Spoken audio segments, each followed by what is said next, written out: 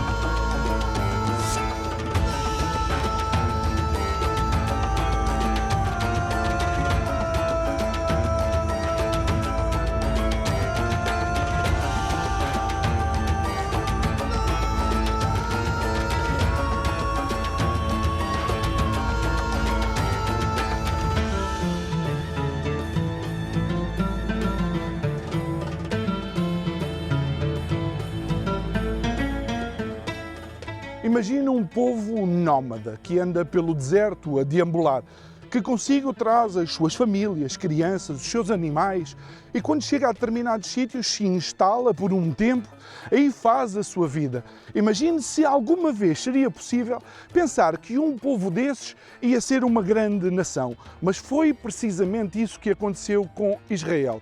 Aconteceu porque Israel decidiu acreditar num Deus, um Deus que os ajudava, que os abençoava, que lhes dava algumas promessas. E esse Deus acabou por deixar um livro, quase um manual de instruções, que é utilizado um pouco por todo o mundo.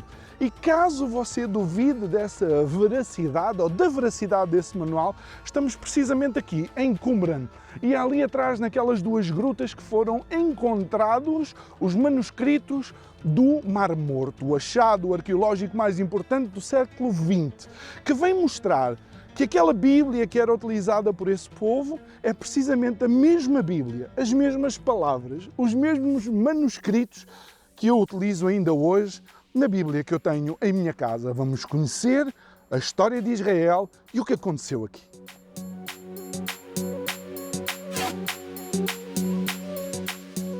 Longe vão os tempos das colinas despidas de Nazaré e outros locais. A modernização avançou e muito, mas a história, essa é incontornável.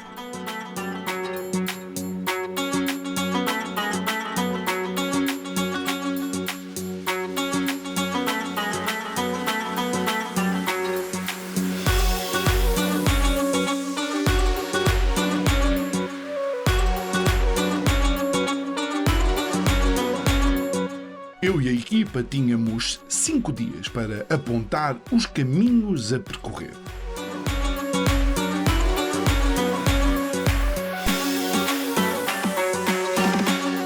E se há uma cidade que apresenta ou representa os paradoxos de Israel, essa cidade tem que ser Tel Aviv.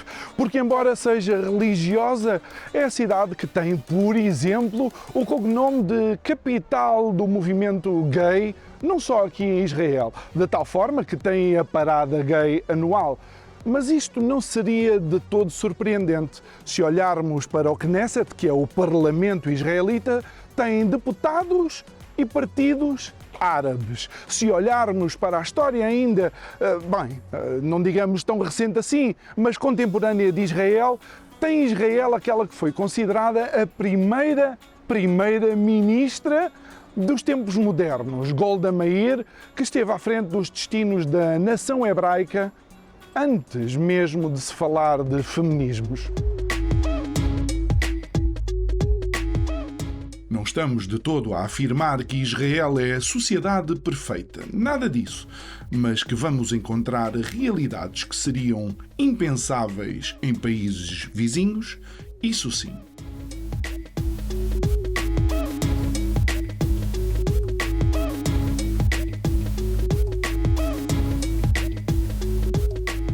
Pessoal, nós estamos aqui em Yafo. Em hebraico a gente chama Yafo. Em português nós chamamos Jope, assim que está mencionado no Novo Testamento. Olhem que interessante aqui. Eu tenho uma data 1515 a 1917. Este canhão é da época do Império Turco. Por que eu estou mencionando esta data? Porque nós estamos aqui ao lado de Tel Aviv. E Tel Aviv, ela foi comprada nesse período, em 1909, aonde quem estava aqui eram os turcos. Então não devemos falar em territórios conquistados, e sim comprados pelos judeus, os primeiros imigrantes. Já este pedaço daqui, que é apenas uma pequena percentagem de terras de Israel, sim foi conquistado em guerra e sim foi adicionado para o território de Israel. Por isso que a prefeitura chama Tel Aviv Yafo.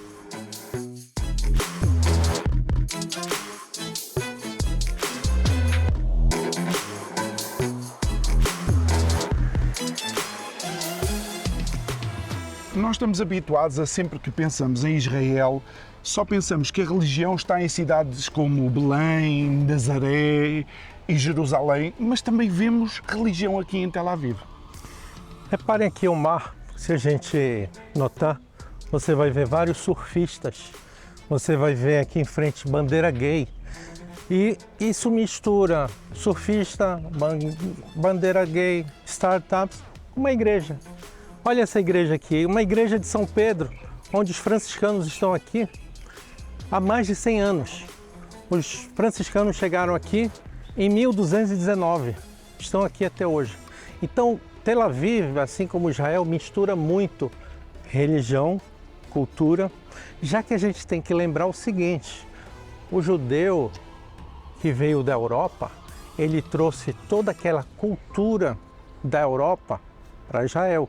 Ele quer viver como ele vivia na Europa. Então você tem essa mistura: cultura, religião, surfista, startup, tudo se mistura em Israel. Então, João, você nota esse paradoxo em Israel? Olha essa igreja, ela é de 1219, os franciscanos chegaram à Terra Santa e já começam a se estabelecer. Os franciscanos, eles representam o Papa na Terra Santa. Lógico, a igreja não é de 1219. No local existiu uma antiga fortaleza. Essa igreja é século XIX e foi montada essa igreja em cima daquele local anterior. Então, nós temos cultura, modernismo e religião. Tudo se mistura em Israel. Podemos ir visitar? Podemos entrar na igreja de São Pedro.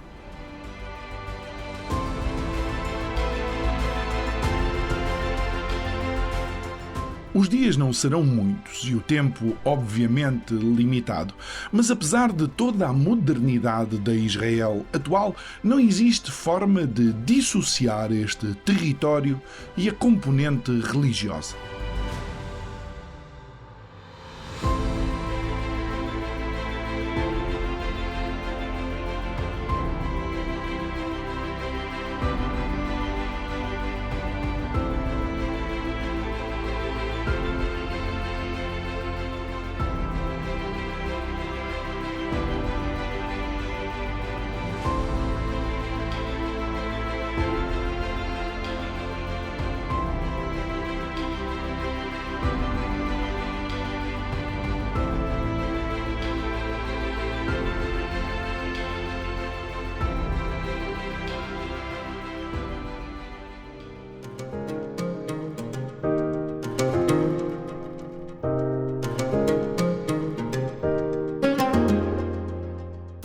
Samuel, nós estamos aqui diante de uma fonte que, segundo me parece, tem os signos do horóscopo.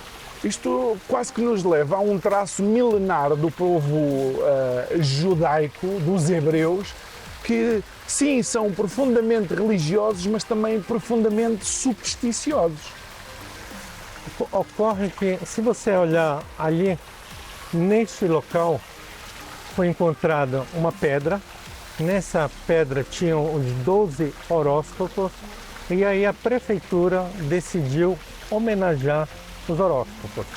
Tem pessoas que acreditam que são símbolos pagãos, mas o que é muito interessante é que estes símbolos pagãos do horóscopo são encontrados também em sinagogas, em pisos de sinagogas, que eu vou mostrar para vocês daqui a pouco, esses pisos encontrados nas sinagogas.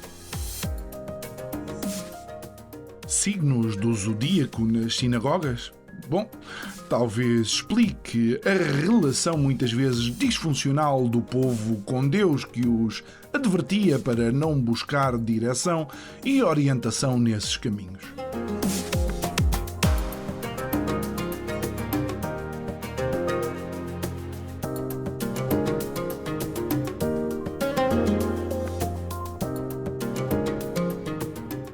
Paradoxos à parte, é tempo de atravessar a ponte para o lado de lá.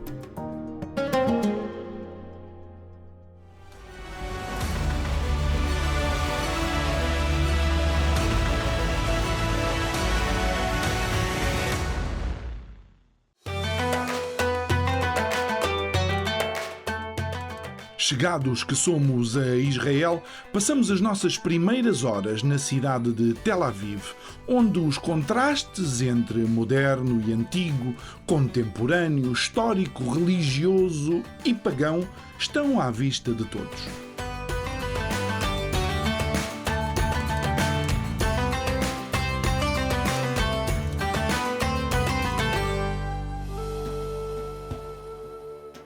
Israel pode ser tudo para todos, só depende para onde direcionamos a nossa atenção.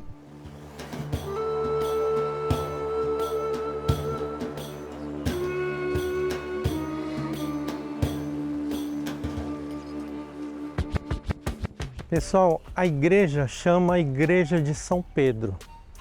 Nós conhecemos uma passagem bíblica que fala que Pedro revela através do Espírito Santo a Jesus, dizendo, quando Jesus pergunta, o que falam sobre mim?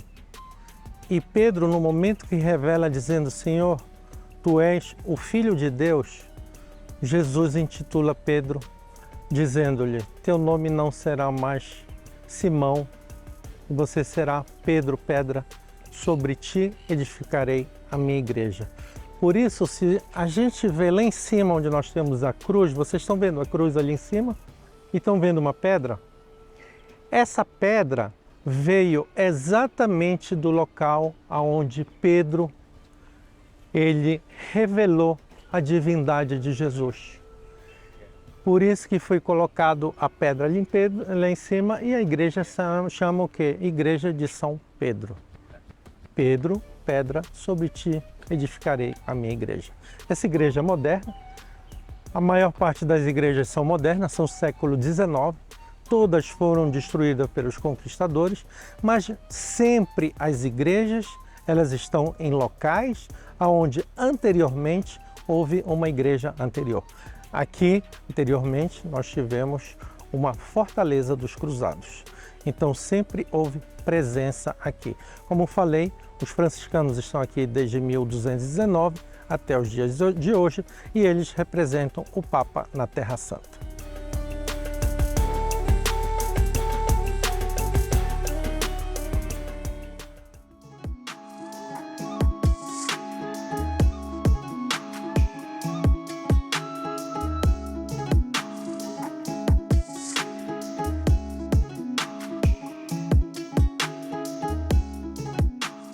Existe, obviamente, uma componente emocional quando dizemos Terra Santa e pensamos nos milenares conflitos que ainda hoje fazem correr sangue, mas não terão sido semelhantes noutras latitudes. Impérios como o persa, romano e outros terão com certeza também as suas fragilidades. E por falar em impérios... Samuel, é impossível dissociar o povo hebraico das dinastias e daquilo que foi o Império Egípcio. O que se calhar não estávamos à espera de encontrar o Egito em terra atual de Israel. Sim, nós estamos exatamente aqui em terras de Canaã. Canaã são as terras do Egito. E eu estou exatamente agora no momento onde era a entrada da antiga cidade de Jafo, Jope, onde foram encontrados achados arqueológicos, onde aqui eu tenho uma cópia, onde prova a presença do Egito. Reparem lá em cima o passarinho com o sol. Esse é o nome de Ramsés II. Ramsés II é aquele faraó que libertou o povo judeu do Egito. Ou seja, tudo isso aqui pertencia ao Egito, provas de Canaã. Além deste local, foram encontrados também outras cidades, como eu tenho em Bet-Shean, também foi encontrado presença do Egito, e outras cidades de Israel, onde prova a presença do Egito e provas de Canaã. O que significa que o Egito e o Império Egípcio não terminava nas margens do Nilo. Não, isso aqui, o Egito chegava até aqui. Os judeus são descendentes dos cananitas, cananeus. Então, essa também é outra prova, que nós somos cananitas. E aqui eu tenho essa prova arqueológica, onde o original se encontra no Museu de Israel.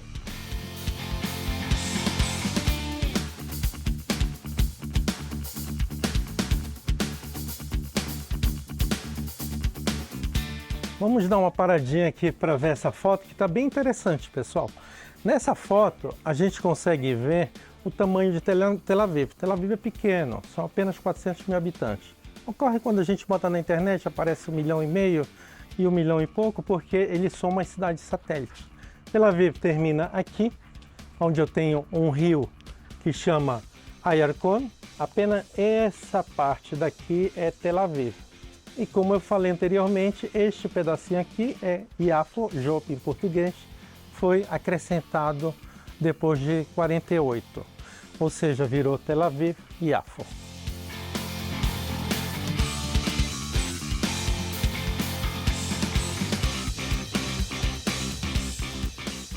Pelas imagens, podemos deduzir que estamos num bairro onde o artesanato e a criatividade moram.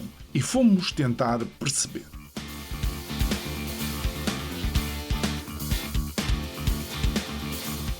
Samuel, uma das características ou uma das narrativas que ouvimos relativamente a Israel é de que não permitem outras culturas, não dão espaço a minorias, querem que quem vem para Israel seja completamente absorvido com a tradição judaica, mas há sítios onde vemos que isso não é de todo verdade.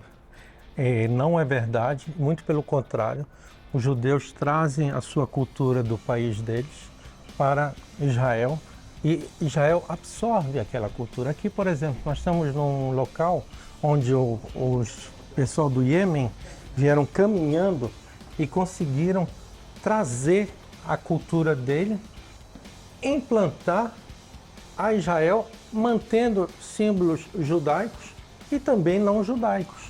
Ou seja, Israel é um país aberto, onde nós já vimos que você tem todo tipo de cultura e essa cultura é absorvida pela população, aonde Israel é a única democracia de todo o Oriente Médio. Então não tem por que falar em discriminar nenhum outro povo ou cultura. Vimos há pouco em Tel Aviv uma mesquita, uma igreja, uma sinagoga, então não se discrimina.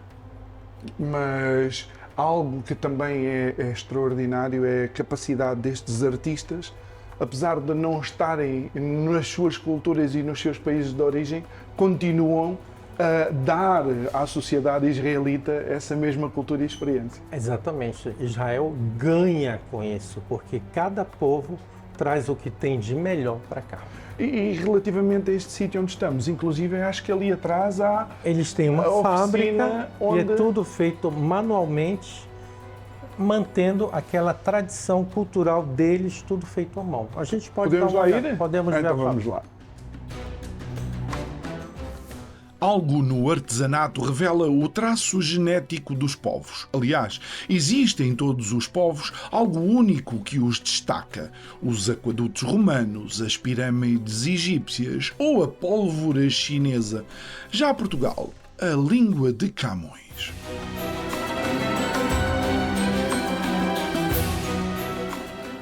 Então, estamos aqui na cidade velha, cidade antiga de Yafo, no Ben Zion David Yemenite Art Museum. Eu sou aqui a fotógrafa das joias, que são todas feitas à mão. A característica aqui do lugar é que o artista Ben Zion David é a nona geração de artesanato de joias, que é bem específica do Iêmen, que quando quase todos os judeus que vieram do Iêmen, foram emigrados. Teve uma imigração que se chamou Red Carpet Operation. E aqui ele fundou um museu onde as joias são feitas aqui, e duas galeras com silver e ouro. Então, o que vocês podem ver aqui é que todos esses objetos foram tragos pelos os avós e os bisavós do artista, e são objetos que eles mesmos são feitos à mão para fazer os objetos feitos, as joias feitas à mão.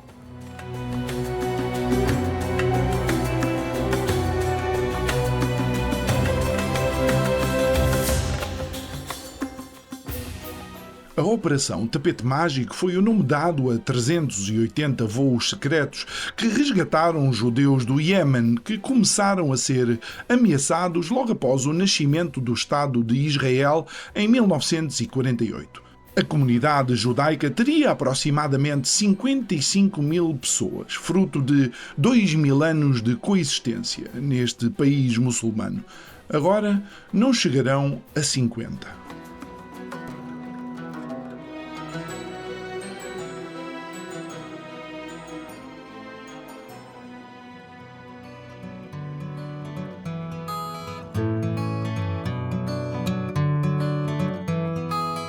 Tel Aviv e Jope. De um lado, a modernidade e o urbanismo. Do outro, a antiguidade e o artesanato. A história factual e o mito numa dualidade nem sempre serena, mas absolutamente surpreendente. Em comum, algumas coisas sim, mas a existir uma ligação umbilical teria de ser o Mediterrâneo. Este sedutor mar e a sua costa que serviu de partida e chegada a tantos quantos a história conta e a outros tantos, anónimos, dos quais a história ficou por contar. Mas isso fica para outro dia, o que por estas latitudes já é um milagre em si mesmo.